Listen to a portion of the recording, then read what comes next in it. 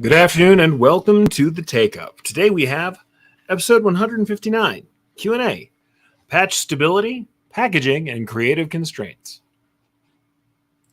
Good afternoon, everybody. Welcome into the Takeup and glad to have you here on this Education Friday where we get to talk shop, talk embroidery, talk patches, talk creativity, and get to your questions.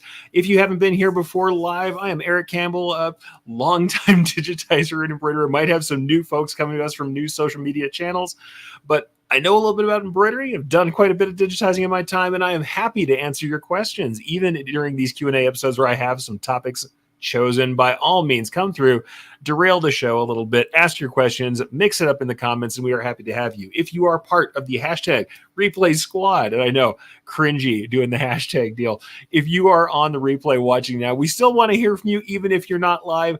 Jump into the comments and we will try to answer your questions, or they may become part of a future Q&A episode. So by all means, ask your questions, contact me online. What you might find is even if I haven't gotten a chance to answer you yet, you might end up on the show ahead of time. And today, these are some of the topics we have, right? I'm going to go ahead and throw up the thumbnail one more time. You can see we're talking about patch stability, and this is about the actual stability of the patches themselves, number one. Number two, stability when they're running to make sure your patches stay stable, run correctly, and stay in registrations. We're going to talk about that. Packaging, a little bit about how patches are packaged, and in general, packaging of your embroidery. Just a little discussion about what I think packaging means to us and why I think it's important. And if we have time, I'm going to talk just very briefly on creative constraints, because somebody asked me some questions about what it was like to digitize back in the day when we had 6 and 9 needle machines as the predominant machines in the industry, even in the commercial world, where we just didn't have a large range of colors. And I think that there's something interesting to discuss about having less to work with and how sometimes it can be freeing. So I am going to talk to some of the folks who are here live. We've got some comments from people showing up early, so let's go ahead and say hi to the folks who are sitting and watching now. Cindy Kane coming in from Texas. Hi, Cindy. Happy to see you. Good afternoon. Frank coming in from across the pond in the UK. Thank you for always being a promoter, Frank. Good evening. Glad to have you here. No matter which direction you're coming from, no matter where you are, Facebook or YouTube. Thank you for clicking in, my friend. We have Marta coming in from Texas as well. Yvette from Shirt Circuit, glad to have you in as well. Awesome name, that's fun. And we have everybody saying hi to each other, which I love. Mix it up. Talk to each other in the comments. The fellowship you have with other decorators and embroiderers is easily as important as anybody who calls himself an expert, or who gets called an expert by the people who bring us around to speak at conferences. So don't just listen to me. Listen to the other people who are doing stuff on the shop floor today. And Sugar Dough saying hello, everyone. Happy to have you in. Cam says, sup, Cam. Happy to have you in. Lisa, good afternoon. And good stuff happening for Cindy, which is good to hear. Ramona says, afternoon, working on hats tomorrow. Oh, go for it. Awesome. And Doug saying hi from West Hills, California, but in Napa for a few days. Hope you're having a good time out in Napa, my friend. Doug, glad to have you in. All right. So what are we talking about today? Patches again. I know we have a lot of people who say, oh, you talk about patches a lot. It's because I get the questions about patches a lot. And it was not my primary thing I did in embroidery. I'm going to tell you, though I kind of got known for some patches because I did a lot of patches for movies and TV and the original flurrying of what they call tamale wood, which I kind of hate, which is the Albuquerque and New Mexico movie scene. You know, that original kind of AMC. We had Breaking Bad and we had Better Call Saul and Preacher and a bunch of the movies. I did stuff for the Independence Day reboot. There's a bunch of stuff, movies and TV, and I'm not going to try and go through the list. Night Shift is the other big one from NBC when it was on. Did a bunch of patches for them, and I kind of got known for doing some patch stuff for that kind of wardrobe scene for a little bit. But I also did tons of direct embroidery, and in fact, most of my work is dyed-in-the-wool commercial direct embroidery for companies. I'll be honest about that. But I still talk about patches a lot because I've made a bunch of different random patches for not only movies and TV, but especially for company stores, kind of identity around events. So did all the patches for years for the Zozobra people. So if you know about the burning of Zozobra in Santa Fe, look it up. It's super cool. I actually talked about it on one of my previous episodes. It's an event that we did patches for that for years. And honestly, I branched out from doing movie and TV patches to doing lots of other kinds of patches. So people ask me these questions a lot. And so when I talk about patches, invariably, it brings up more and more questions about it. And Lots of my good friends out there in the world. I know the Embroidery Nerd guys are big patch guys for sure, kind of started their journey that way and came to some of my early patch classes as well. They really do more patches than I do and do more depth than I did. But I will discuss with you what I know, what I don't know, the things that I've learned from other folks, and we'll just talk about it, right? There's a lot that's out there, and I think it's worthwhile to give you some of the things I've seen, especially as someone who educates. I continually am brought people samples with things that they don't like about them that they're trying to change and help them get to their end result. And the good part about that is, even if I haven't made a mistake and corrected it, which believe me, I've made tons of mistakes along the way, I have seen a lot of people who are struggling through their first kind of journeyman patches when they're trying to get this stuff done and help them to get to their results. So hopefully I can get you guys to your result. But this might be a little bit of a shorter show. We'll see. With 3 topics, gods know I'll probably be on it for an hour and a half. But I will try and kind of wrangle this back around to those topics unless you guys have really pertinent questions you want to ask. When I do these Q&A episodes, I expect some of that stuff to get derailed. But suffice it to say, I do want to talk about, like I said, the patch stability questions, the kind of questions that I got. And I don't usually reveal. If I haven't had a chance to ask you guys, I won't reveal your names. If you are in listening and you want to reveal your name, feel free, you can. But otherwise, I'll just talk about some of those questions about patch stability, about patch production, a little bit about how patches are packaged and sold. Boy, that word's going to just get old by the end of the time together we have. Pardon, Doug. And we also have some discussion about some other things around that. So like I said, I think that it's worthwhile for everybody, even if you're not a patch producer, believe it or not, we are going to talk about things that are going to be relevant to multiple disciplines of embroidery. And we're going to talk about some of the technical things that underpin these decisions. And that's what I like to do. I like to bring things down to the basic elements. If we learn the basic elements of embroidery, if we understand how to control the one stitch, if we understand how to deal with the properties of fabric, the properties of stabilizer, and the way that our machines work in one instance, we have a good understanding and basis for dealing with them in all instances. So learning the base elements behind things, understanding how things work and why we have issues is how we deal with unforeseen situations with new things. So we learn about patches and how to make them stiffer and how to keep them in good registration. And then when we have registration problems, stiffness problems, needle deflection problems, which we'll get to in a moment, in other substrates, that we know what those things look like and what's going on. And we just know how to talk about the business in the right way, even if we're not doing that work ourselves. So with that, got a couple other people who are saying hi, and then we'll get into the show. We have Barb saying hi from, or good afternoon, from North Central Minnesota. Hi, Barb. Happy to have you in. I always like to talk to my people who are live. If you're on the replay and you don't want to listen to all this, hey, fast forward till you see me start putting up banners and you're good. We don't worry about that stuff, and we still love to have you here. All right, folks. So this is it. What are we going to talk about today? Well, the first part of this, very obviously, is about patch stability. So patch stability, in the case we're talking about two different things, right? We're talking about not only patch stability in the patches themselves. Somebody was looking for a patch that felt more stable, more stiff, and had a more, what they considered a commercial patch look and feel. And we're going to talk about how you get that and why they are different sometimes than the homemade patches you might make for yourself. And certainly we're going to talk about sequencing. We're going to talk about stability in the fact that when you're running a span of patches, and what I mean by a span is many patches in one single hoop, or perhaps on a span of material that's on a sash frame, that you might have some shifting. So really, this is about shifting in the hoop, and shifting in the hoop is a problem that we have for all manner of designs. It's something I've talked about before. We'll talk about that kind of stability. But the first thing I want to talk about is the classic stability, and really what that has to do with is stiffening. So when people are talking to me generally about patches and wanting them to be more stable, they're generally saying they want them to be stiffer. And why is it that people are wanting these stiff patches? Well, number one, some people just love the look of a stiffer patch. I often tell the story of discussing how I make very pliable patches usually. The ones that I made were for wardrobe, and they were going to be sewn directly onto a garment that they were made for. They aren't just randomly for any garment out there to be used in any way. They were going to be stitched on by a wardrobe department, and the concept is, at least in my understanding, that these garments were not supposed to look like they came off the rack brand new. They had to go on people, and often they were weathered so that they looked and felt like they'd been on the garment for some time through some washing, through some work. So for me, a more pliable, flexible patch was the go. We wanted a more pliable, flexible patch so it didn't seem like a brand new, just sealed on patch that was made for the event that was going on. This has been on a uniform that's been on that uniform for some time, worn, washed, and put back on. In that case, a super stiff patch isn't for me. That wasn't my audience. But I had a good kind of a good contact with somebody who was discussing patches that they made for battle vests. If you know what a battle vest is, you ever see punk shows or heavy metal shows where people are wearing vests that are just festooned with patches, that may be referred to as a battle vest or a battle jacket. And what it really means is they wanted something a little stiffer on these. And the particular guy, he was doing these for death metal bands, and they wanted them to be stiff like cardboard.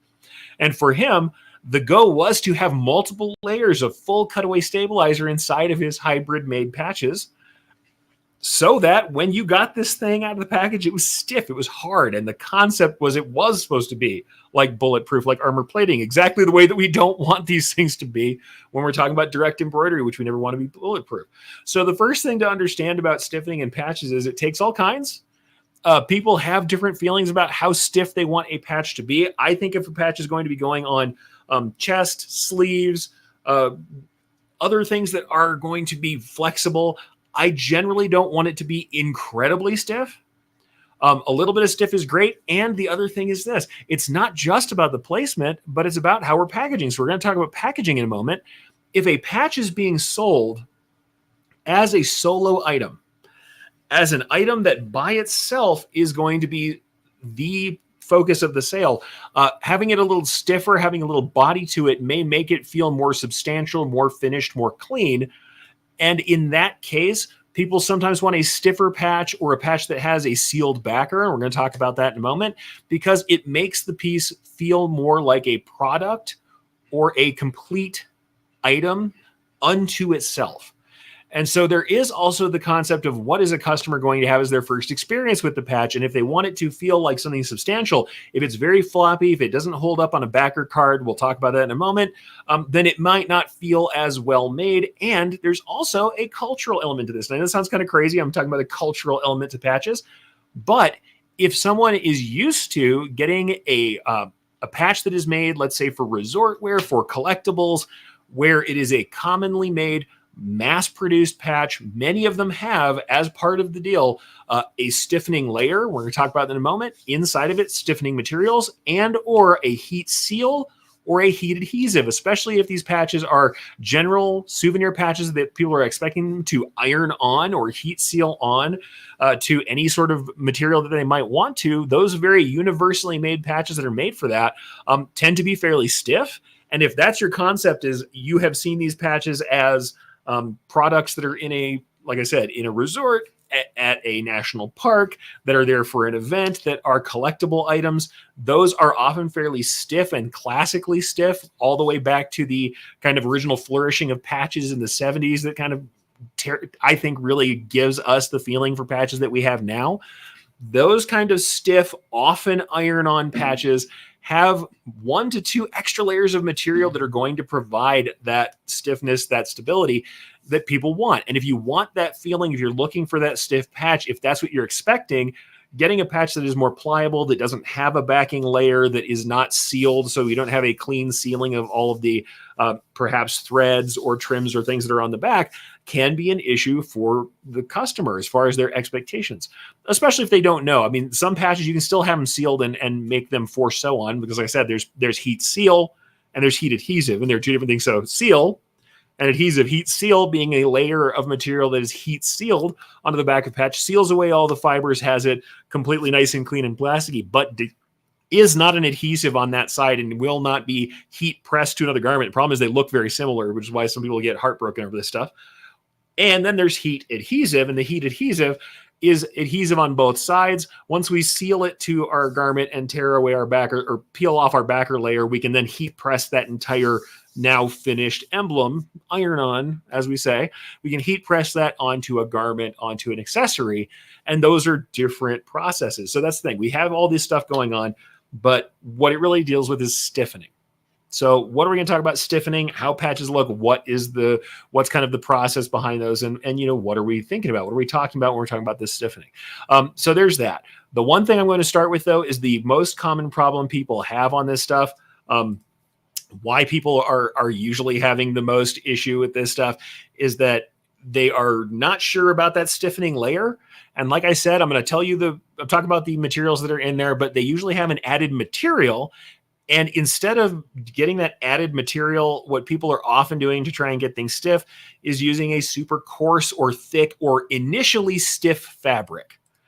So they're using coarse or stiff fabrics. And this is the one thing I'm just going to start out with. The mistake people make all the time is instead of using a stiffening layer inside of the patch, they want a thick or dense or stiff patch. And so they go get massively coarse fabric, cotton ducks, duck cloth in general, something that has a very coarse canvasy texture to it.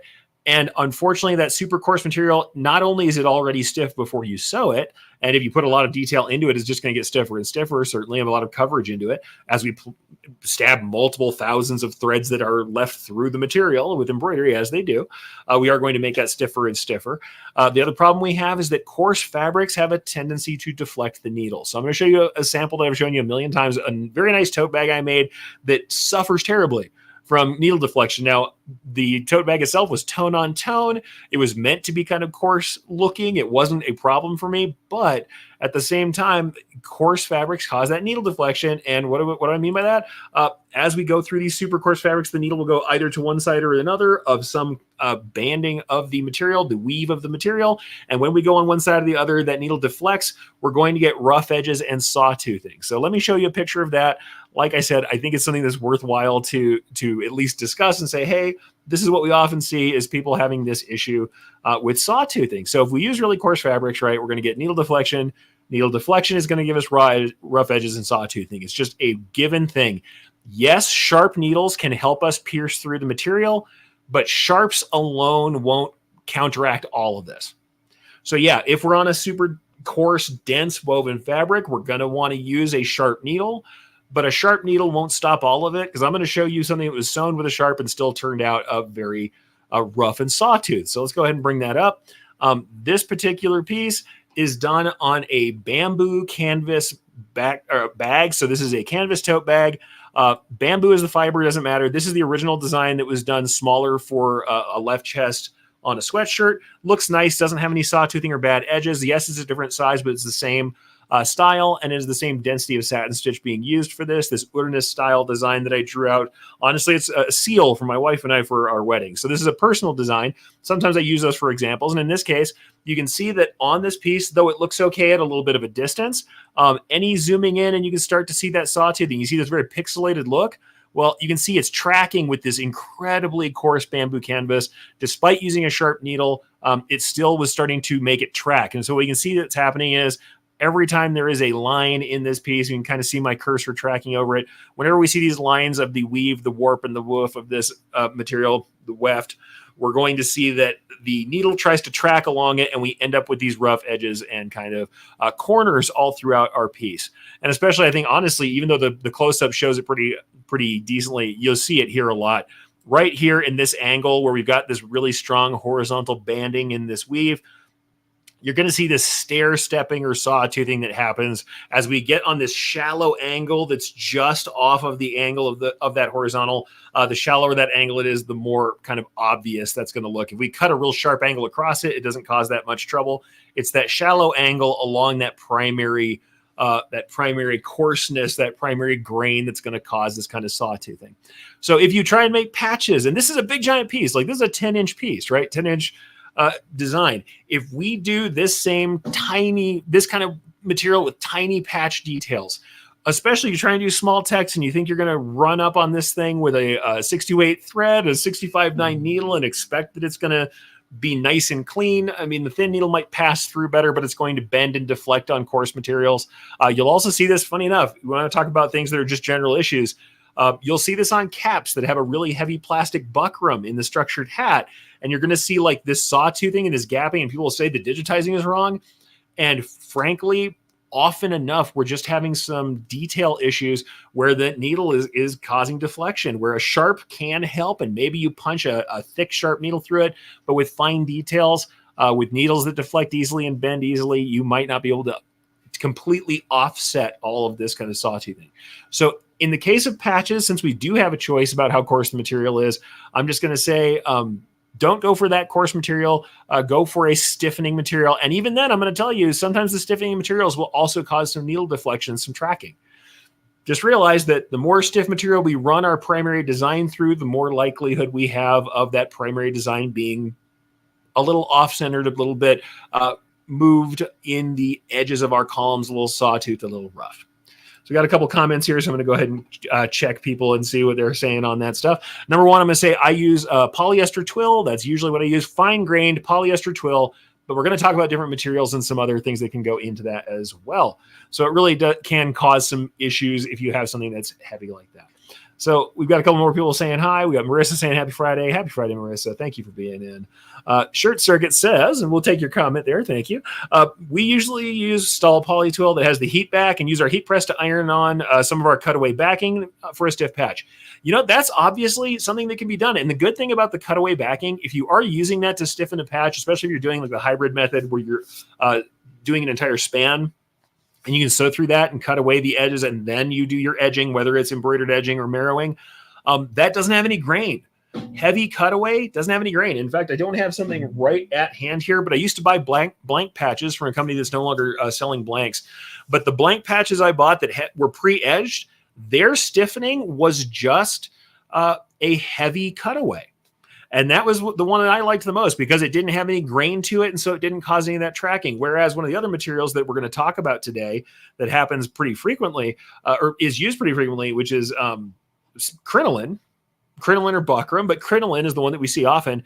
Some crinolines will cause that same kind of tracking or needle deflection because they're pretty heavy and coarse. And people tend to hoop them all up. The classic instructions for using a crinoline, and I'll show you crinoline in stabilizing in a second. The classic instructions for using a crinoline with patches, especially if we're doing a whole span, is to hoop the crinoline along with your material together. Or, and actually talk about this too, you may see people talking about pre-made patch fabric. They'll have squares of this patch fabric, but what you're actually seeing is a polyester twill that's pre-fused to crinoline. It's very stiff already, and it comes in these big squares or big cuts of patch fabric, and that material often has pre-fused crinoline. So it's got heat-fused crinoline already on the back, and you'll see there's a grid on the background of it. When you're running through that, you might see a little bit of deflection, especially when you're doing really small details, doing that 6-8 thread, 65-9 needles. You might see a little bit of deflection, or you might just notice that there are places where that crinoline is spreading apart a couple stitches. It can happen. That can affect quality to some degree. I think we're talking about pretty micro scale for most crinoline, but definitely on big coarse materials, you see that stuff pretty frequently. But yeah, some people just use a heavy cutaway for real. But in that case, I do see how you're talking about fusing it. Yeah, fused materials are going to be better for keeping all of that together and working well. The only thing I will warn you about, I used to use tons of the poly twill that had heat seal adhesive already on it. And on the darker colors, sometimes you will see a dusting of white material on the top, and that's the adhesive coming through with the needle. And as we're running fast with that material, or let's say we're running metallics as well, or something coarse, I used to see more trouble with that, and it's kind of the material grabbing the needle as it got hot with that adhesive. So I have mixed feelings about the pre-fused stuff, but tons of the patches I did had heat adhesive or pressure-sensitive adhesives in them and worked just fine. But I will say that sometimes the finished patch, if I had a lot of clear area on that patch and we were black or navy material, you would see a dusting of white material that I would either have to use a lint roller to hit that off of there. Sometimes during steaming, it would kind of disappear. If I was fusing it to some adhesive afterward, then the adhesive on top would sometimes kind of even out and not be visible. But that dusting of white material on the top, people often think it's the buckram coming up or the crinoline. Often it was the heat seal because I would not be using a crinoline and still get that powdering of white material that's on the top, and that is that heat seal adhesive sometimes. So your mileage may vary, but I would check and see if that's happening to you. Think about using a temporary spray adhesive to fuse stuff together, or hoop an entire span and see if you really need it to be fused, and then you might not have that same problem. And you might also be able to fuse it after the fact. Personally, it wasn't a massive issue unless I was on black or navy, and sometimes I would have to do a little bit of post work to clean up those patches before I handed them off to a client, especially if I was making these up as a product that was going into a company store. then that white haze on the top, the little bit of white powder, had to be hit with a lint roller, hit with some tape, or otherwise removed from the patch. And sometimes it would like to stick into fill stitches a little bit. So be aware if you're seeing that, that might be an issue for you, and you might want to take a look at what kind of materials you use. And Ramona says, talking about a local fabric store option, if you're doing these on your own, you're not ordering from somewhere. She said at your local Joann's, you can find a good patch fabric back in the outdoor upholstery section, 100% poly, tight weave, heavy fabric. Yeah, lots of people have been telling me they use another material called Recacryl, which is like a sunbrella type. Sunbrella is a brand, but it's like an outdoor material. Some people really love it. I'm just going to say I haven't used it. I stick with polyester or twill. That's just how I usually do it. Your mileage may vary. Go test it out and tell me. That's something that I haven't had a chance to test myself. But yeah, I've heard the words Recacryl, Recacryl, so many times that there must be something to it. Lots of people really love it. And some people also use a polyester that's very similar to the material you'd see for bags or backpacks. I think it's a little coarse, but usually runs pretty well as well. For me, polyester twill is the classic. If you're trying to get the look of an old school classic mass-produced patch, then the classic version of that material they're using is generally a polyester twill. Depends on the look you're looking for and what you want to do. But yeah, Ramona says she uses it. I have not used it myself, but I know so many people who do that I'm not just going to naysay it. And like I said before, just because I'm up here doing all this talking doesn't mean that I know everything or that I have the answer to all the patches. Go try out people's methods and see what works best for you. It might work for your particular needs. But we're going to go ahead and bring up some images just to show you more about this stuff and kind of, if not finish, kind of get toward the end of this concept of what we're doing with these stabilizers and stuff. I'm just going to show you some things that are out there from patch production companies to give you an idea of what we're talking about. So the first thing here, and I'll go ahead and make this where you can see the entirety of the tab here. This is from Embroidery Emblems. This is a company that's been in for, I believe, like 40, 50 years in the business of making emblems. And Embroidery just shows you some of the different backings they have, backings for custom patches. And this is really focused on what you would show, what you were going to show like a consumer who's trying to figure this stuff out. But when we see here on this no backing, if you'll see this grid that's behind here, and I actually used this as one of the images earlier on to show you what's going on. The grid that's back here is that crinoline that we've been talking about. And yes, it's a bit coarse. I don't see that it's causing a bunch of tracking with this particular piece. If we're looking at the background, the text doesn't seem to be tracking. But what you can see is this was done as full span. So they hooped the entire span of crinoline, and we have the entire crinoline that's here as far as the poly is on the other side. So we're looking at the back of the patch, and it was edged after the fact. So this is something that was edged classically on an overlock or Mero machine. But this particular piece, it is done through the entire span with the crinoline in place. So like I said, that's the crinoline you're looking for. And this is that classic kind of stiffener that you're going to see. Well, I will agree with you. Not only is it something that I have seen in patches made at embroidery companies and uniform companies, but from a major manufacturer who I used to have make my patch blanks when I was doing pre-edged blanks and just sewing details inside of those blanks.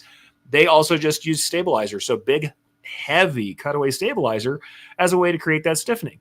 But the other things I wanted to talk about briefly is the other layers that you might have that are used for stiffening. In this case, we're talking in the terminology from Embroidery, we're saying plastic backing. When I say a heat seal, that's usually what I'm talking about.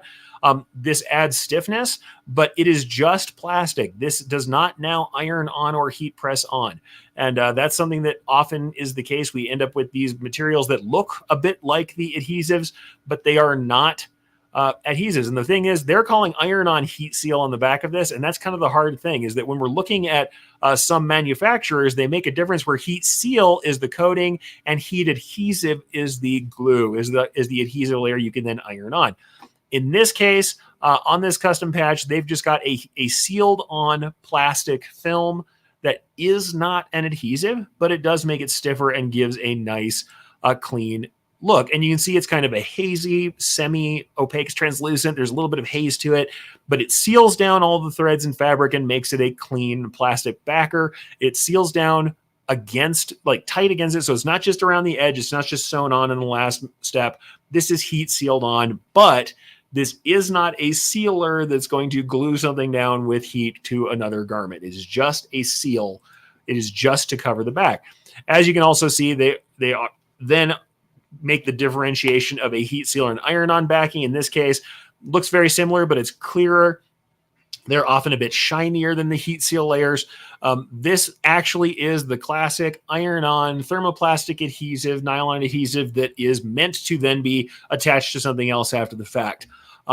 In my honest opinion here, if I were going to go to the trouble of sealing on a plastic backing like this, the chances are I'm probably going to really have a hard thought about just making everything iron-on, quote-unquote, heat adhesive, because it looks similar. It does provide a nice clean finish, and so many people expect this that I have been in any number of groups or chats with people who are frustrated over some patch that they've ordered that is not sticking, and they think they're having a heat problem, and they literally ordered something that doesn't have an adhesive on the back layer. So for my money, if I were making a product, I'd have to think really hard about the kind of material that we have here. Pam says, we have a question from Pam really quickly, and I'll just bring this up. She asks if crinoline and buckram are the same kind of fabric. Really, really similar. Really, really similar. Slight differences. I don't think the technical differences are that important to us here, but yeah, very similar type of fabrics used for the same kind of thing. They're used for stiffening. They're used for stiffening and support. So that's really the way to think about it. Hence why they're in the crown of a hat. I have an unsupported, military hat that has no buckram, nothing inside of it. But buckram is there to use support as well. So, and I'll go ahead and grab Tom here, and I fully agree. Tom Farr, who makes incredible patches, by the way. If you haven't seen his stuff, Buzzards Bay, and he does great consulting on patches and other things. He uses heat seal adhesive on all of his patches, does clean up the back. Absolutely. It's a great way to have the back clean, and so many people are used to the concept of the iron-on patch that you're never going to be sad that that's the version you use. Let's put it this way. I can see a world where you don't put anything on the back, where you just have a clear open back on the patch and it's marketed as a sew-on patch. But for my money, if I'm going to go to the process of heat sealing and cutting away or hot peeling or any of the methods people use to get rid of the edges after you've heat sealed a layer onto one of those patches, the chances are I'm going to be like Tom here and use a heat adhesive. So it's one of those things. So that's kind of the concept. Tirina says, so would you only do the adhesive backing? I don't know exactly what you're saying there. Do you mean instead of doing the buckram and the adhesive? You can. It'll be thinner for sure. It just depends, right? It just depends on how you're trying to put this together. You're going to have a less stiff patch if you do. If you want a super stiff patch, you can go ahead and put that crinoline in there. I'm going to tell you I make tons of patches that don't have it inside, but my patches have a tendency to be much thinner. Now, this one does have a plastic layer that I have on it. Now, this is just a stitched on layer. So this is not a heat seal layer. I did this as part of the hybrid method of creating this patch, but it's a little bit stiff, not super stiff.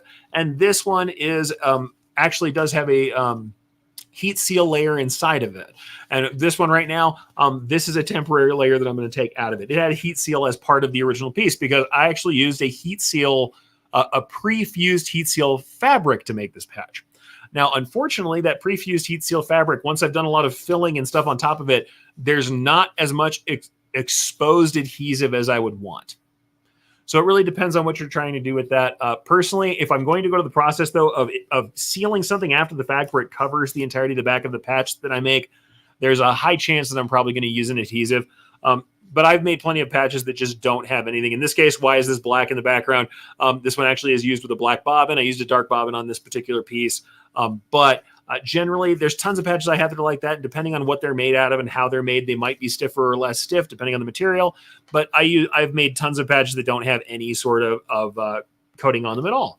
It really just depends on what you're looking for. If I'm making it for personal use, for sewing directly to a garment, and I've made that very clear to someone, then generally I'm not going to. And all of those ones that I did for wardrobe, I didn't put anything at all.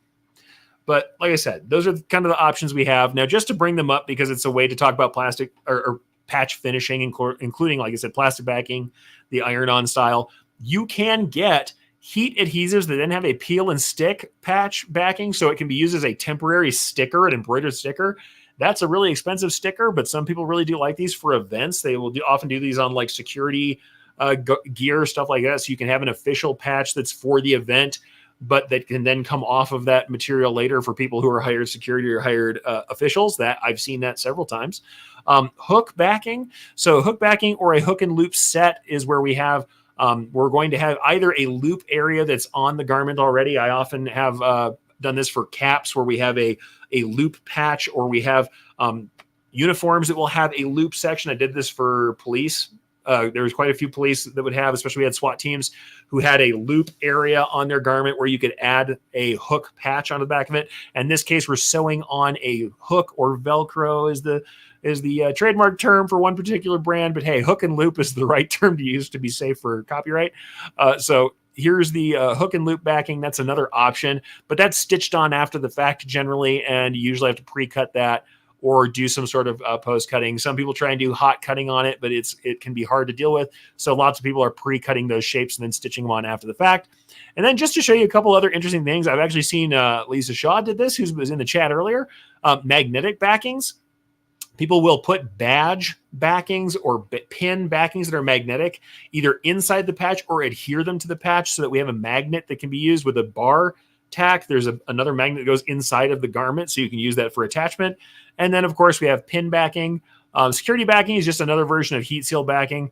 And this is essentially so you can have a branded, printed heat seal type backing. And then the other one that I don't see a lot of, but I've used a couple times to great effect, is button loops.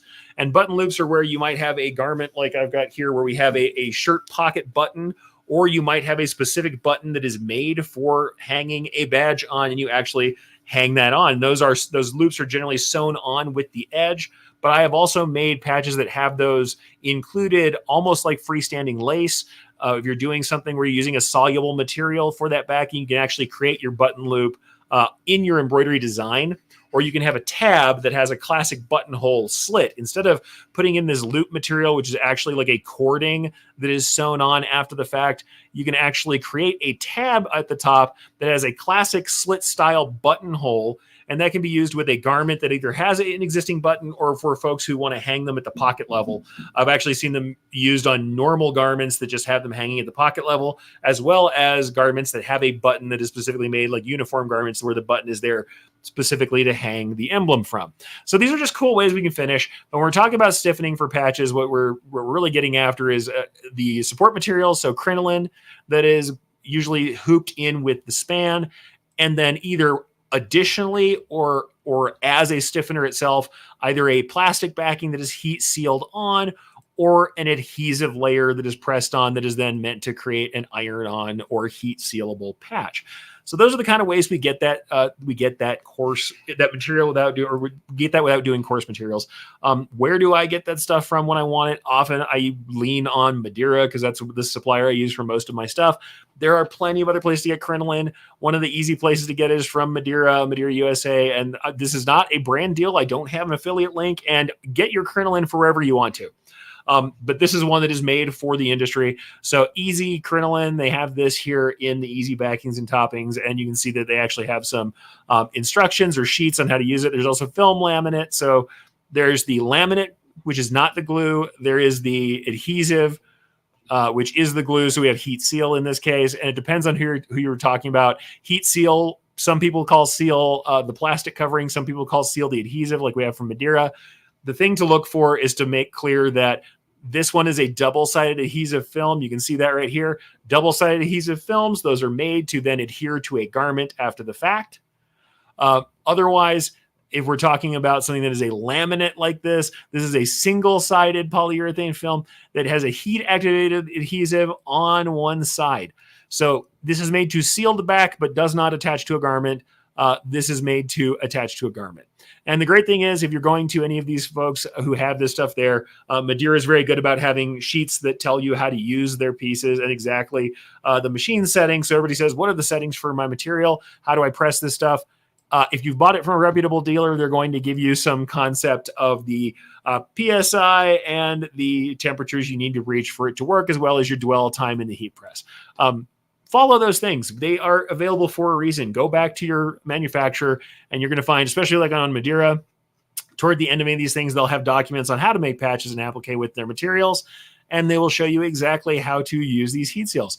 The other thing that's interesting about the one-sided heat seal, though, when people talk about this as like, oh man, why would I ever use this instead of an adhesive? Well, in this case, the one thing that is different about using this instead of an adhesive, instead of using it on patches, you can also use this to shore up the back of embroidery on garments that are supposed to be water resistant.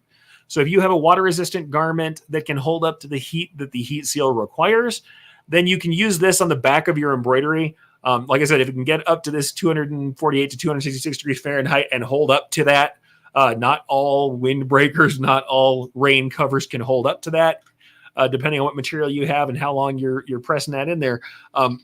You can then use this to shore up the back of embroidery that you don't want water to leak through. So that's one reason why you might use a laminate instead of a heat seal, is that you're not using it for a patch, you're using it for the back of an embroidery on something that you want to seal up. Otherwise, like I said, and like Tom said, and several people have kind of clocked in on earlier, most of the time I'm probably going to use this sort of heat seal adhesive layer that is a iron-on style, heat-on style adhesive. Just because it's mostly the expected way things are going to be finished. And if I'm going to be making a finished product, I think it's not a bad way to go. So that's really the long and short of making things look a little more commercial and making them look stiffer. I still like to use polyester twill. I mean, the twills are not all made exactly the same. The weight of the twill and how dense it is going to make a difference. Certainly, Ramona says some poly twills are not the same. Garment sewing twill might be light and flowy. Might have a lighter hand. Do be aware of that. I will admit, most of the time, I'm buying my stuff from embroidery specific providers. I tend to put out a little extra coin and get my stuff from embroidery specific providers that I know are using things specifically to make emblems that are made for the process that I want to do. Though I am going to tell you guys, like I said, you can get pre-fused crinoline patch material, or you can buy that separately. Anytime you have something that's pre-fused and made like that, that's sold in sheets, you're just going to spend more for your yardage. Doesn't mean you can't do it, especially if you're like me, where you were making a few patches for an industry that was paying quite a lot to have them done quickly and have you do all of that creative work and legwork. I can absolutely charge enough for a patch to that sort of industry that spending a little bit more on a pre-fused sheet if they wanted something that had that crinoline stiffness would not be a major problem for me. Also, a pre-fused sheet like that is much easier to throw in, let's say, a drag knife style classic cutter that has a glue tray or that has some other method of holding that stuff down, rather than trying to smooth out a looser piece of material. I could use a pre-fused material and it's going to cut like a piece of cardboard, and it's probably going to be a little easier for me to cut if I'm using a knife style cutter rather than doing a laser or something else. If I want to do pre-cut applique style positioning of that material, probably easier for me to use a pre-fused. Really depends on how you're putting these things together and who's buying them. So that's one of those things to think about. But yeah, like I said, if I have one thing to say about this, no matter how you want to get stiffer patches, if patch stability to you means stiffening, think twice before using heavy coarse fabrics unless you like that look of that roughness, because it is going to cause needle deflection and sawtoothing, rough edges. And instead, look toward the crinolines, the crinolines or the buckrams, the layers of material that stiffen. And better yet, think about fusing with, like I said, a heat seal, a heat adhesive, after the fact, and you're going to get a very nice finish, but you might not have to run through all that stuff. So if you have really fine detail, you're using 60 weight thread or, God forbid, 75 weight thread with those needles that look like a piece of metal hair, then heat adhesive after the fact might be better than having a crinoline layer fused in, because even that might cause a little bit of deflection and issue. Try for yourself. Testing a little bit never hurt anybody.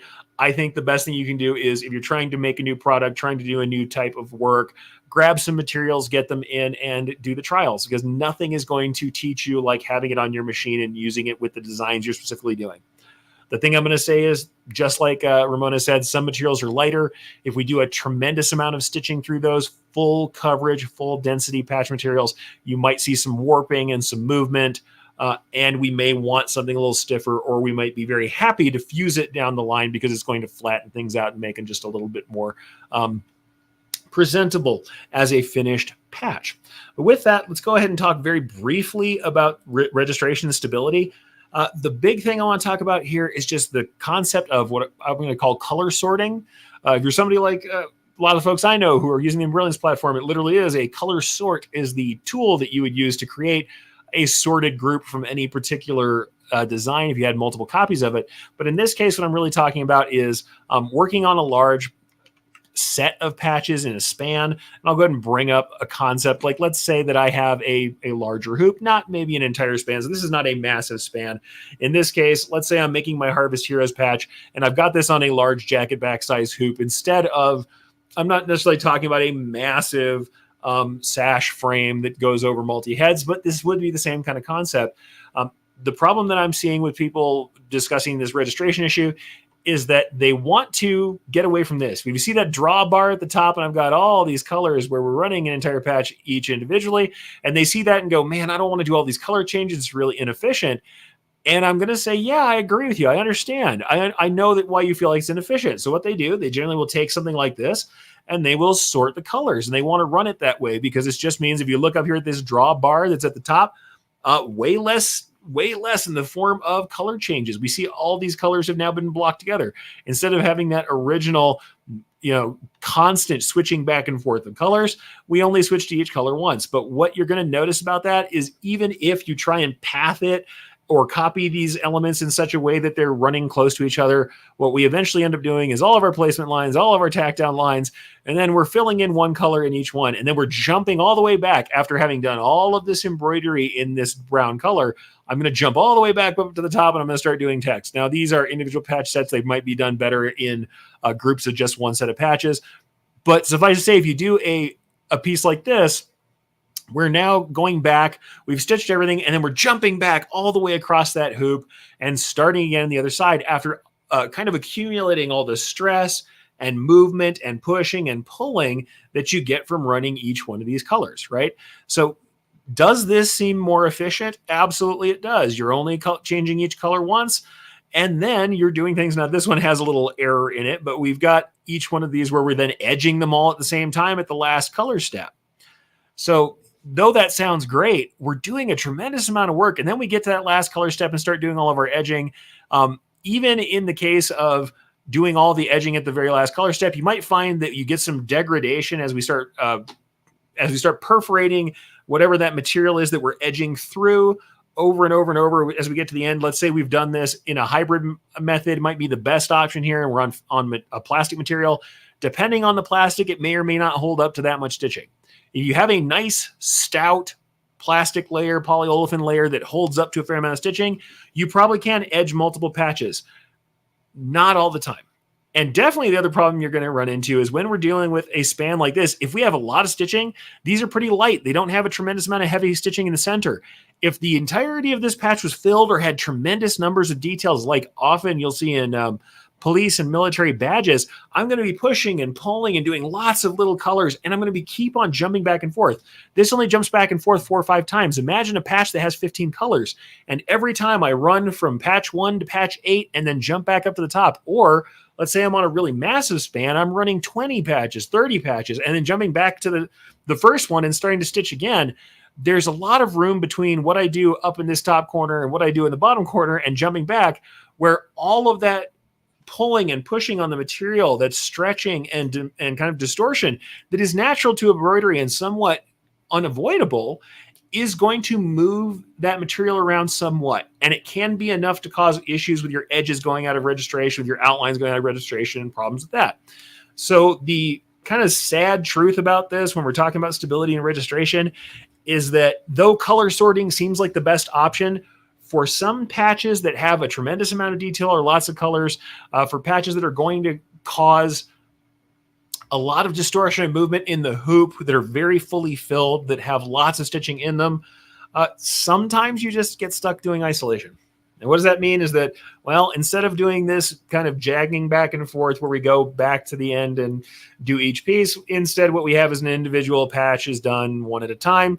We go ahead and suffer through the tremendous number of color changes because we want the registration to go the right way. Now, in this case, I still would probably move all of my edging to the last moment. And if we're doing a hybrid method means we would either cut after the fact or we wouldn't do the final edge so that we don't have to worry about tearing out in between. But suffice it to say, you would certainly not do all of the work in breaks, in blocks, you would do each individual patch set, generally without the edge intact. I didn't fix that on this piece before I went to live. Had to kind of grab that quickly. The concept being, though, that all of the central material inside of the patch would be run at once for one patch, so that things like these fine outlines that we're seeing in this particular piece, if we were trying to get these really fine straight stitch outlines to hit, going back and forth across an entire span of a jacket size hoop and embroidering all the colors, then trying to come back and hit that fine satin stitch X straight stitch interaction, we could have some problems with that. And it might be where the quality just requires us to do isolation and do all of the central material from one patch at one time. If we have enough slop in the edges, which we really should, and we want to edge it all at once, we may then be able to come back and edge all of the patches together in one stop. But for most of the time, you're definitely going to want to think about isolation. And the thing is, that isolation is very similar to something I've taught before. If we talk about technical sequencing in any other kind of embroidery, I mean, if we're talking about doing a jacket back, in this case, what you're looking at is and I'm going to pull myself slightly out of this piece so you can see it. We're looking at a giant jacket back I did for a hot air balloon called Buzzard's Roost. And you may have seen me talk about this particular piece before. Hot air balloons are full of tons of little squares of color.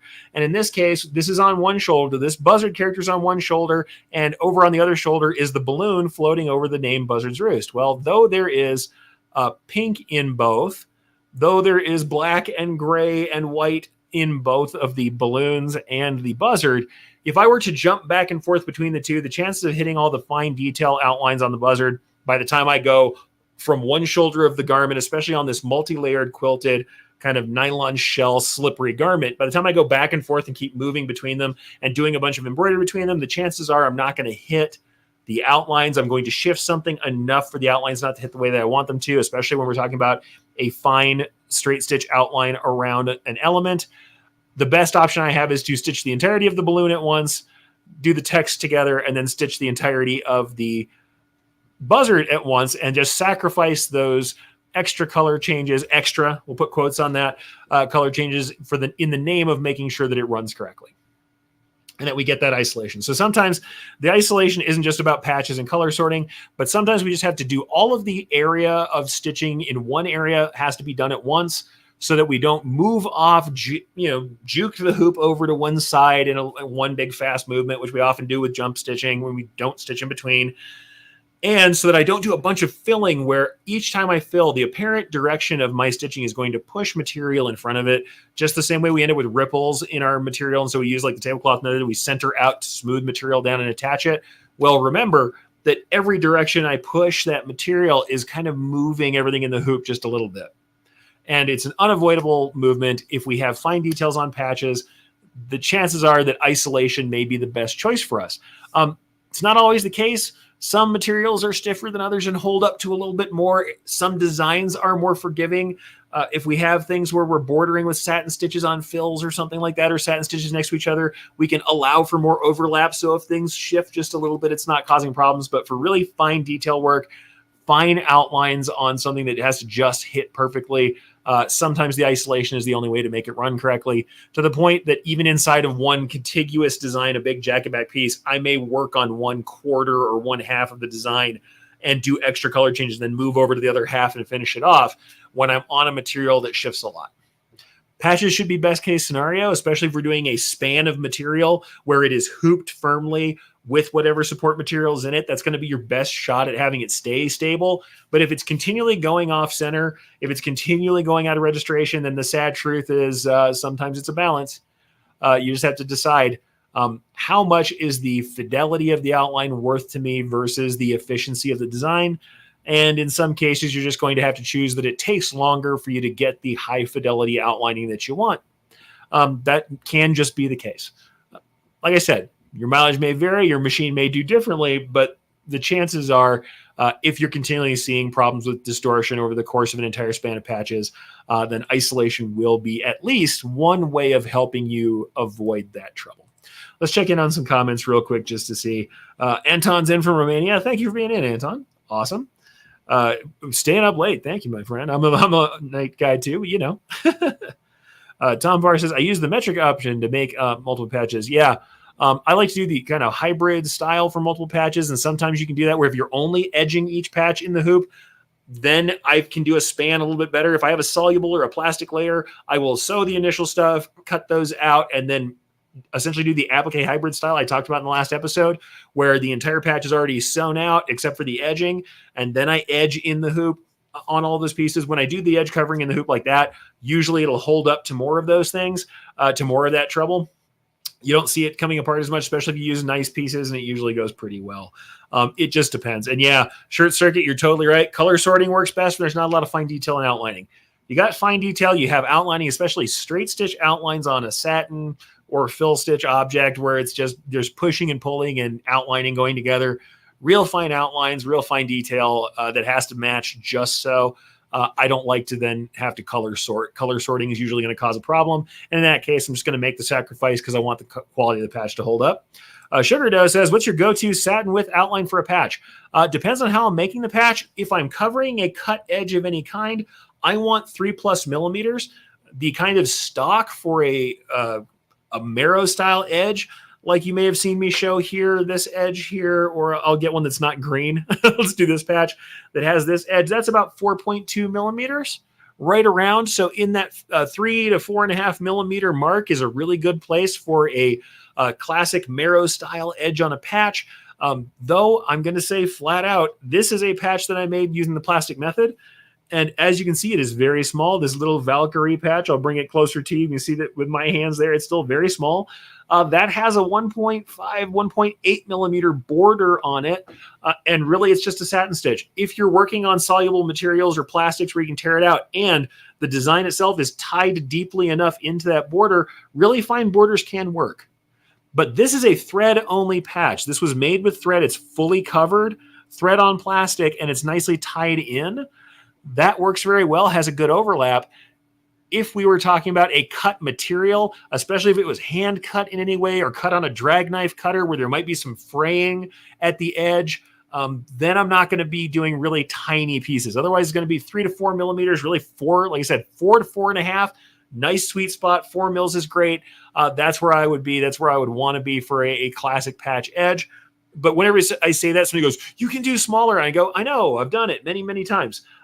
If you had also laser cut fabric and you can hit that without having it shift in the hoop while you're doing the rest of the tack down, you can get thin even on fabric cuts. Or if you're doing hot cut patches where you are cutting after the fact, that means you can go ahead and cut that edge on the piece, right? That's the thing. You can cut that edge very closely on a hot cut, and it doesn't matter that you have a thin satin stitch edge. The edge is really there for reinforcement more than anything else. And to cover that and make it look a little nicer, you can do a very thin edge on a hot cut because the material is going to go all the way out to the edge of the border. But yeah, for most of them, you're looking 4 mils. Tom says, when you're working on plastic, what's your offset on the border? The outer edge offset for me is between 0.2 and 0.4 mils usually from the piece. It's, it depends on kind of what kind of border I'm using. If the border has some edge reinforcement, I might even drag it in a little bit further. And it also depends on what I'm doing to cut it. Because if I'm doing hand cuts, which I do sometimes make hand cut patches, literally scissor cut patches or in the hoop patches, I'm going to use a larger offset, but then I'm going to build up kind of almost a freestanding lace border edge. I'm going to use some extra underlay to build up that border edge and latch onto that material so that I can allow myself for a little more slop. When I'm cutting on a cutter though, I'm usually, like I said, 0.5 mil is really close to where I'm trying to get. In that range from, 0.5 mil to 0.8 mils is probably where I'm going to be. Like I said, it's not necessarily the same with different materials or depending on the cutter that I'm using. Because I've found that sometimes, and this is terrible to admit, sometimes I'm using junky old cutters where they're not very accurate to shape, to size, and then I will use a thicker border and I'm going to use a little bit more offset, and I'm just going to use thread to build up my edge. And that's the honest truth. When I know I'm not going to have as much accuracy, I'm going to use thread to build up my edge, and that is whether or not I'm using a hand cut or a cutter that's not super, super accurate. And that's just me admitting that I've worked at a lot of shops with junky old materials, junky old machines. At the same time, yeah, I'm in that kind of 0.5 to 1 mil range, but really I'm trying to keep that as fine as I can. I want the thread to just hit on the outside edge. So really, I want it to get as tight as I can, depending on how well that cut's going to go. I'd love to know what you use, by the way, and especially depending on what kind of cutter you're using or how you're cutting your patches out. Because honestly, your patches look great, and I've shown images of your patches in my articles before. So thank you, Tom, by the way. Jesse says, hi, Jesse. Happy to have you in. Always a great replayer. So yeah, like I said, that's kind of how we get those edges. I'm going to go ahead and I was going to go into the creative stuff and everything else. I think I'm just going to do a little bit on patch packaging today, and we'll get into creative constrictions later. The only thing I'm going to say about creative constrictions is this. I'm going to make this really quick in between talking about packaging. People ask me about running less colors or being constricted on materials, things like that. Constriction is great for breaking you out. Okay, Tom says about the same. Awesome. Creative constriction is great for breaking out of the blank page problem. So people ask me, why would you ever kind of restrict yourself for the number of colors? And I'll just say this, creative constriction can help because you end up otherwise in what I call paralysis by analysis. You're constantly looking at the mass number of colors you have possible. You're looking at all the materials. You're going through your 10,000 fonts. You're going through all the stuff that's there. And it's kind of like what I call the tyranny of choice. The blank page has every possible thing there. The blank page will allow for anything to fill it. If we set some restrictions and rules, it lets us experiment in a way that has some walls, some borders, some guardrails, and it starts to take away some of that stuff so that the choices are easier to make, right? Constrictions really equal guides. So instead of having every color in the rainbow, if I only have 6 colors to work with, I'm going to look at this art that's photographic and say, what are the most important 6 colors? And how can I do some blending? And what can I do to make that more efficient? And I'm going to work from there. And it's the same thing with creative work. If you stop and say, all right, I'm making a piece. It's going to be this size. I'm going to use this many colors. I'm going to use this method. Then we start to reduce down and it starts to guide us for other kind of choices like the art style to some degree, or our starting position, or what we're doing. And in fact, some of those constrictions can also come from things like customer budgets, can come from mechanical constrictions, things that our machines can and can't do, can come from time constrictions. And one of the things I'll show for this really quickly before I get on to patch packaging is kind of the bonus section here today, because I think that's kind of a fun bonus section. Is the piece that people were kind of using. And it was something that kind of came up recently. It was something that we had as part of Embrilliance's kind of 4th of July stuff that was going on. So I'll kind of show you that as I can get this up. It's a piece that I did many years ago. That was a Trapunto USA flag piece that I did for essentially because we had dead stock. And I'm going to show you this piece real quickly just to kind of make it clear what I'm talking about. This piece was done entirely because we had dead stock. So what does that mean?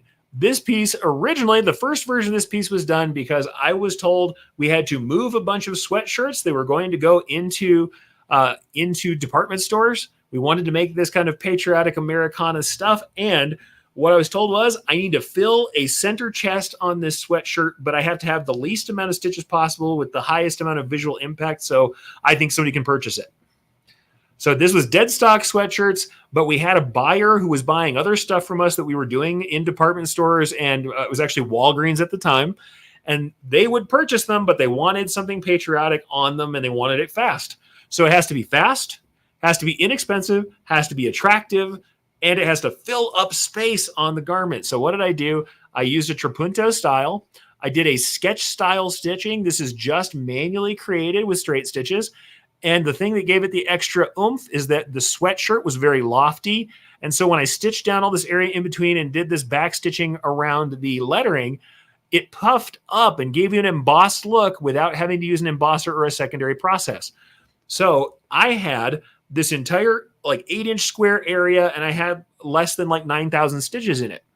And so we had this done in probably about 15 minutes or so, depending on how that was working. 15 to 20 minutes of stitch time for each run on multi-head equipment, and we made boxes of them, right? That was the concept. Now, unfortunately, not all of these got to get produced like I wanted to, but the thing is, this is one of the favorite designs I've ever made for people, and the reason it turned out the way that it turned out is entirely predicated on the restrictions.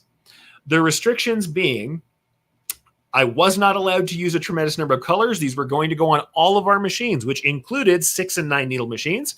So I'm definitely not using over 6 colors. The brief says make a patriotic piece. It can't take too long. It cannot be expensive for us or for the client. It has to be done on these sweatshirts. It has to fill that area. With those constrictions, I made this piece. I'm like, all right, it's patriotic. It has to be simple. I want it to have visual impact. So I'm going to do this embossing technique, this trapunto technique on it. Luckily, I'm using a lofty sweatshirt. So the materials, I wasn't allowed to use a different kind of material either. It had to go on these sweatshirts. So I'm like, okay, this sweatshirt's going to look good with something that's going to compress some of that material. So that led me to the trapunto. Trapunto, the great thing about that is the area that has the most dramatic shadowing and highlights is the area that doesn't have any stitching in it.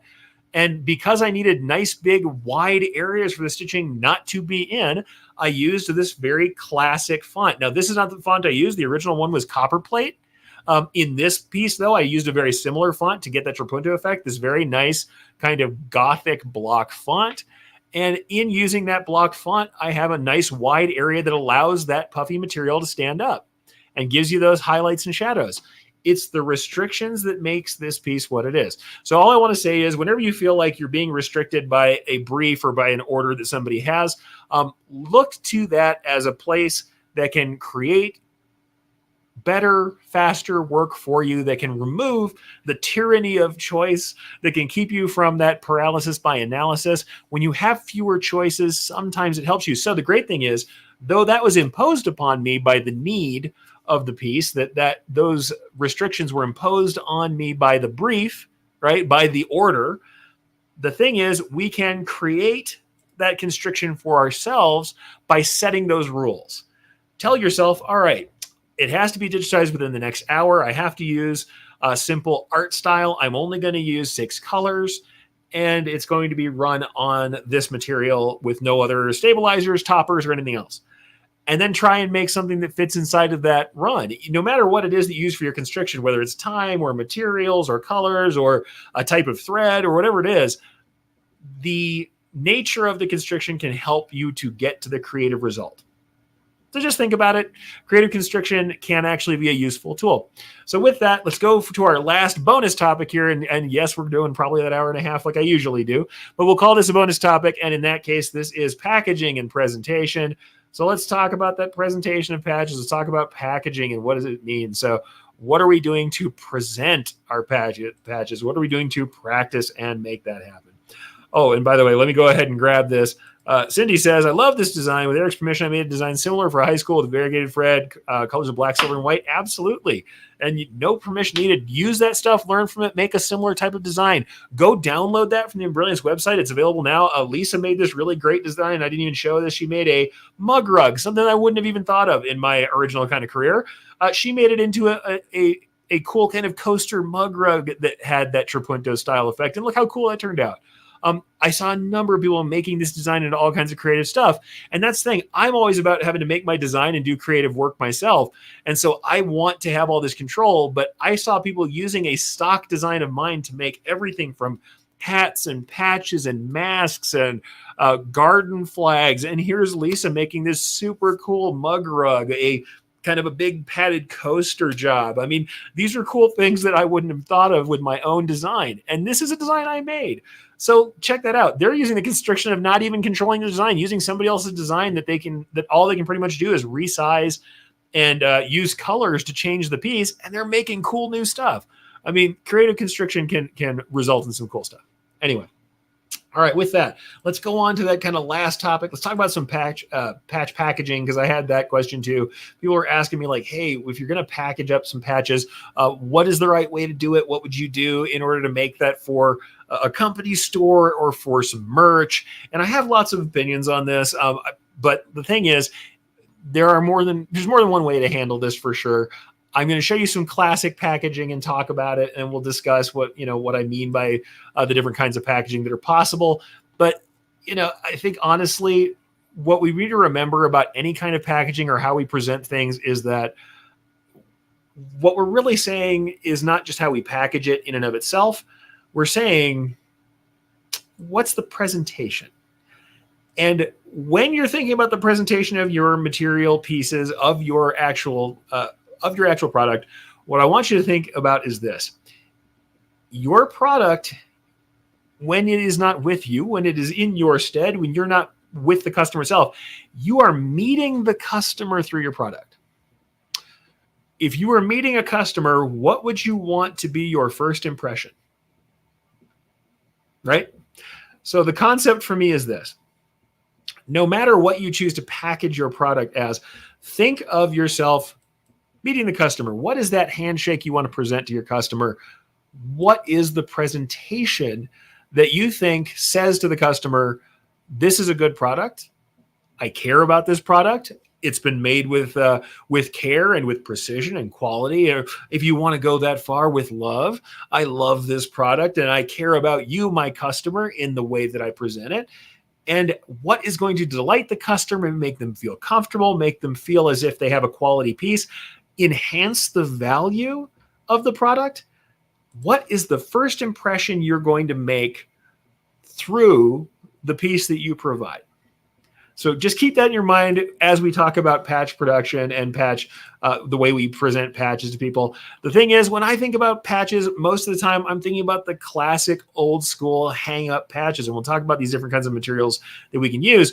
But I'll be honest with you, when I think about patches, I think about this. Now, these are vintage lots of patches, the old school Voyager patches. I've shown you guys these before in talking about vintage style embroidery. But back in the day, this is what we had, that kind of flourishing of like 70s patches where we had all these kind of like I said, it's like almost like resort wear, these souvenir style patches. And by the way, look at these. These are cut after the fact and they're pretty raw. These are hot cut out of a span polyester material, and they have a very thin border. So think about this. These are patches that were made for souvenirs. They are not marrowed. These are hot cut patches that have a very thin border. Not all classic patches are made that way, trust me, but these are the old school Voyager patches that I kind of think of as one of those ways people do it. And what these are done, these have a topper card. So these are made for pegboard, for peg hanging retail. And these have that card topper with a kind of a poly bag underneath them. So one of the ways we can certainly do that is this. Super classic, super old school. Go ahead and get a card topper, a header card printed. This is a company called Print Runner. There are tons of companies to do this. I'm not recommending a company because you can find what company you like. Many companies will make you a header card like this, and you can use then they have adhesive. Some of them have adhesive included. These ones don't include the bag whatsoever. You can get things that include the bag as part of the packaging. These ones, I don't know if they have heat seal options in this case. Many people are going to heat seal the bag and then staple it to a topper card like this. So this is the thing. A header card, a bag topper with a classic heat sealed poly bag is one way to handle those. And that really is that style of the old school souvenir patches that you might see. Like I said, old school 70s patches, Voyager patches. And these are still in kind of the language of patches. And if someone is a lover of vintage style patches and you presented them with something that looks like this, I think that's a viable way to handle it. So kind of cool. It gives you a little place to put your design style on that bag topper, and it's one of the options you can take. So like I said, old school Voyager patches, it's one of those ways you really kind of get them presented is through those bag toppers and an additional bag on them. So we see that a lot when we're looking at vintage classic bags. And in fact, even if you're buying from a retail ready souvenir company that makes patches and pins, you'll often find them doing that same kind of, they call it a fold card or a topper, or you'll see the other option, which is a backer card. Backer cards for pins and patches are pretty common as well. And I'll show you a couple methods of that going on. So instead of the header, we might have those backer cards like this. And it depends on if you're doing patches or pins, they're both done in a very similar way. The thing to kind of look at for these, and I've got some stuff here to show you. The one thing I've seen pretty frequently, and this can be contentious, at least with customers that I've worked with, tons of patches are stapled directly through the patch onto the backer card. And some people find that offensive. Some people do not like this look. So this is from a company called Home Patches that makes patches, and they will put backer cards on for you. In this case, we have a traditionally marrowed edge patch, this Bigfoot Lives patch that's here. And I'm just showing this online. This is just me searching out patches and looking at this. So this is not me recommending any kind of companies, but some emblem companies will do a backer card that's stapled. So like I said, you can do a backer. Like I said, there's the bag toppers. There's bagging of other kinds. In this case, they have a classic backer card. In this case, also, this one doesn't have any sort of protection over the patch itself. So if this is in a retail environment, it's being touched or sitting out for a long time, the patch is exposed. So it depends on how you feel about that. If you're doing the classic, like you see in the Voyagers, at least these do have kind of they have a plastic bag. If that's what you like about things, if you're cool with that, you can do that. I have also seen backer cards, similar to this one, done with like a hot glue essentially, or an adhesive like you might see in a mailer, what we not so nicely refer to as those the snot glue adhesive strips that are on mailers sometimes when you open them up, used with the patches, but then they have a much bigger chance of being pulled off of those, especially in a retail environment. So that may be why you opt for the staple. The staple will hold them on strongly, but I think staple through a patch, if you're selling your patch as a fine element that is supposed to be high quality and you're sending it directly, especially if this is something you're sending directly as merch, my feeling is I don't love the staple. The direct staple through is not what I would probably do. Is that for you to do? I don't know. You'll have to make that choice for yourself. It's cheap to have them done that way. Like I said, these custom patches by this company, they're adding a dime on request for a glossy white custom card. That's what they're doing. It depends on what you're doing for yourself. If you're trying to sell on a high-end level, that you're trying to kind of show that your patches are high-end, you probably want some sort of custom printed backer or a backer bag combination. In this case, you'll see this one has a backer card, and you might also have a heat seal bag over it, or go ahead with the header card style that has the poly bag in the header card, and that allows you to, yes, still have it stapled where it's hard to get them out of there, but you can see them clearly, and you've got some protection for the piece. So it really depends. I mean, pins are a little different, but for patches, I like the bag and the header card, but it really depends on what you're into. Because also you can, like I said, you can do the backer card with adhesive instead. And if it's something you're sending directly where you're not expecting anybody to, run off with them, they're up on a pegboard and they're going to be peeling the patch off and taking off with it, then an adhesive, some sort of double stick adhesive of any kind that will hold up long enough for this to go through shipping and have a nice little card is a lovely way to go. And like I said before, I've seen people do a card insert kind of mix. And in fact, I'm going to show you a piece that I purchased myself, because I will on occasion purchase a patch or have something like that where I enjoy it. And in this case, there was a company called So KC out of Kansas City. I was at a Kansas City trade show, and when I was leaving the Kansas City trade show, there was an art vending machine that had local, it wasn't just art, it was art and local products. It was called Souvenirs Here or something, or Souvenir Here. It was a vending machine that had all sorts of things from local producers. So I'm going to go ahead and call these folks out. I don't know the folks at So KC. If you know them, tell them I love their packaging, but this is the way they did it. These pieces were in a vending machine, so they weren't retail. They didn't have to hang on a peg or anything. But what they did is pretty cool. They had an embroidered patch and a pin combo. Has a real simple kind of shell back kind of pin with a patch. Now, this is an adhesive sew-on patch instead of an iron-on. The cool thing, they have the different options checked so you can tell which kind it is. But this is a classic, straight-up, regular zip-style bag. So we have a zipper closure bag up at the top, and we have a printed custom card in the back with the patch and the pin included. And I think that's great. The thing is, what's great about this too is you could do this yourself. The size of this card that's in here is not very dissimilar to other cards you might get. You could probably do these in a postcard size or have the cards printed and cut yourself. Would not be that hard. If you look at this piece, it's a single color print on the background. I can imagine guillotining off a bunch of these myself from my own shop instead of having them printed, or going to a local print shop and having the cuts done.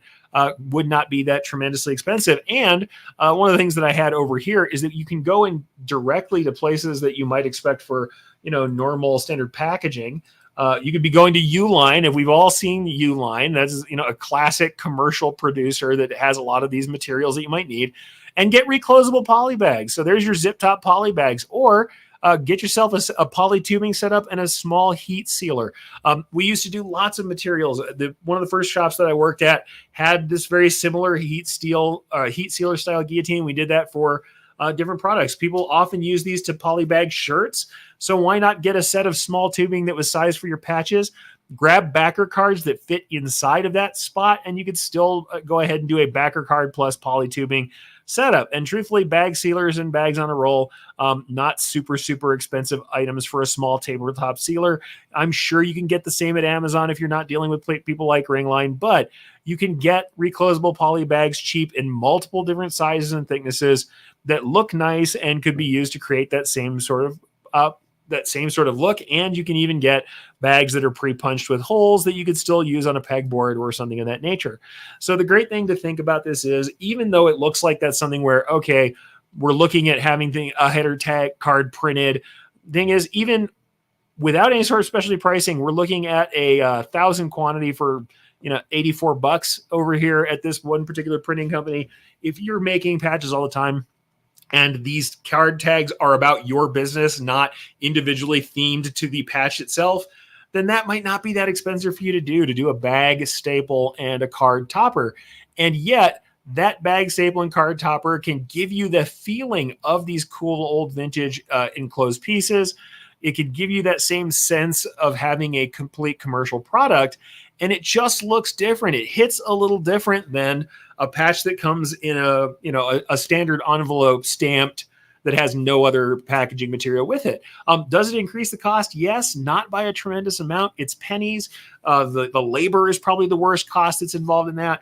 But if you think about it the way that I just kind of expressed it, that this is presentation, this is meeting the customer, this is the way you make your first impression when you're not in the room, it really can make a difference to what that impression is. So as far as packaging goes, whether you're making patches, you're making shirts, whatever you're decorating, I just want you to think, what would it be like if this was the way I introduced myself? If someone were to come across my product, let's say it was resold, let's say they found the product, what would I want their impression of me, my company, and my product to be? Something loose with maybe a sticker on the back for pricing that is in an envelope, or do I want to have a packaged piece? Certainly, we can talk about the ecology of this. I think in that case, then a backer card with a little bit of adhesive, or even a stapled backer card done carefully, might not be the worst thing on earth. Especially, there's some people who do cool things like a peel sticker backer card, something where there's an extra reason for that backer card to exist, or where the backer card itself is something interesting or collectible. But I think it's something that's worthwhile to consider. There's nothing wrong with deciding not to do all that kinds of stuff if you are trying to be more eco-friendly and you don't want to have all this extra material. But for a small piece of paper ephemera, something that's attached to your piece, it can really help with kind of that presentation and the feeling that this piece was made by a professional. Doesn't mean you have to do it, but I do think it looks quite good. And the other thing to remember, one of the reasons why I really love that piece that I got from the folks over at KC is I can give this as a gift, and it looks very put together. And what I also love is they did the little lanyap, right? The little extra thing, this tiny pin, which was such a cool little pin. This cool little pin increases that value of this piece quite a bit. And I don't want to tell you what I paid for this patch because I paid more than I probably should have. I know what these things cost to make. And honestly, I probably paid a little bit more than you might want to for the overall value of the piece. The thing is, the packaging swayed me a little bit. And the fact that I could hand this off, it had instructions for use. And it showed that it was printed locally. It showed the company that did it. That's such a really cool way to do it. And it's a kind of a community building and an image building exercise in that case, and I think is worthwhile. So to finish up for the day today, let's go ahead and finish up. We'll have a couple other pieces of business. One thing I want to say before I finish up, a couple of people have asked me as part of this Q&A where I'm going to be teaching live next. And I wanted to let you guys know Impressions Expo is where I'm going to be teaching live next. I'm talking about the value of embroidery, presenting embroidery's value proposition. And that's going to be happening in the fall in Fort Worth. Go to impressionsexpo.com if you want to get in on that. And the other cool thing about that is I actually could get you a little bit of money off of any session or package you want to do. So as somebody who helps the folks over at Impressions Expo, they've given me a code. If you want to go to my class and you want to get 25% off, the code for that is IMSKEric25. But it's not just my class. If you are going to Impressions Expo in Fort Worth in the fall, IMSK Eric 25 will get you 25% off any class at that Fort Worth Expo. Go ahead and use that code. Let them know I sent you, and that will get you in for a little bit cheaper so you get some education. And hey, if you're there to listen about embroidery, you can come see me live in Fort Worth. So in the fall, coming up September, you'll be able to see me at Impressions Expo. So impressionsexpo.com, IMSK Eric 25 gets you 25% off. So let's go ahead and run back over the stuff we talked about today. Patch stability, right? You want stiffening for your patches? I got to recommend that you use materials to do it. Don't do coarse fabrics unless you want a rougher look. Even if you do that, go ahead and make sure you're using sharp needles and watch out because you might get some needle deflection and some rough edges. Instead, use stiffening. If you want that stiffening to be a layer inside of the patch, crinoline is a great choice. Otherwise, you might use patch fabric, which is actually just a twill that's already pre-fused to crinoline. Might be a little more expensive, but it keeps you from having to mess with it. Otherwise, heavy stabilizers can be used as well, and that can help you to get that heavy look, especially if you're doing like the hybrid method where we're cutting things out, or the hot cut method makes it a lot easier to stomach dealing with those multiple layers. Otherwise, another great way to do that, whether you use the crinoline or not, use a heat seal or a heat laminate layer that does not have a glue, that is glue on one side and just creates a plastic back on your patch, or a heat adhesive. A heat adhesive layers have adhesive on both sides. This is the iron-on patch that we classically know. These will then adhere to a garment after the fact. And by the way, remember, check out the instructions for these from the garment provider, the garment material provider, the patch material provider, the adhesive provider. They're going to give you some sort of specs sheet. So for the people who are vendors to the garment decorators, they're going to have specs to help you get those to work well. And remember to include the adhesive instructions for your clients. That's part of the presentation. So what do we talk about presentation, right, folks? We talked about the fact that it is meeting the customer, that first impressions make a big deal. So just remember, whether you're stapling to a backer card, whether you are putting things together with a poly bag, whether you're doing toppers, backers, bagging, whatever it is, just remember that that presentation is your first impression of the customer, and it says, how do I care about you as a customer? What do I think about the quality of my product, and where does it come from? Can you do it with more or less if it makes more sense to you, or if you want to be eco-friendly? Heck yes. Recycled paper backings, a little bit of adhesive, ship them together so it's just something that looks nice, keeps the patch from getting crumpled, and has a little bit of branding so they can remember who you are and keep top of mind awareness of who you are. Meet that customer and make the most sense out of it. Last thing is creative constriction, folks. When you feel like you cannot make a choice, you want to make something and can't get there, impose some rules on yourself, restrict the tools you can use, the colors you can use, the number of threads, the number of color changes, how long you're going to spend on the sketch or on the design portion itself.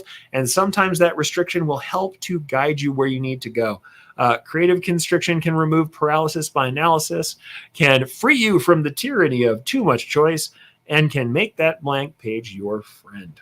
Constrictions can be guidelines. All right, with that, folks, we're going to go ahead and let you guys go. It is coming up soon that we're going to see you in person again. So remember, the fall is coming up. And last thing, Cindy brought this up for me, is absolutely true.